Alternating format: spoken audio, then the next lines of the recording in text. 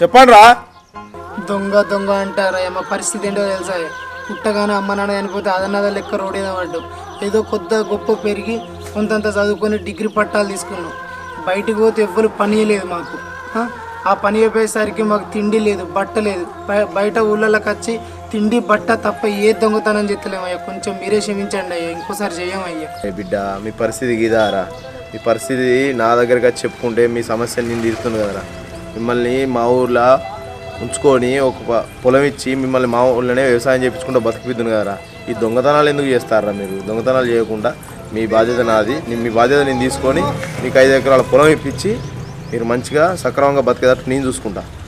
అయ్యా ఈ కంచెలు దొంగతనాలు మానేస్తామయ్యా, నీ దగ్గరనే ఉంటాయని నువ్వు చెప్పినట్టు చేస్తామయ్యా. మేము ఇక కష్టపడి బతికి కొంచెం పేరు తెచ్చుకుంటాం అయ్యా. సరేరా తమ్ముళ్ళు, ఇప్పటి నుండి మీ బాధ్యత నాదిరా. రండిరా.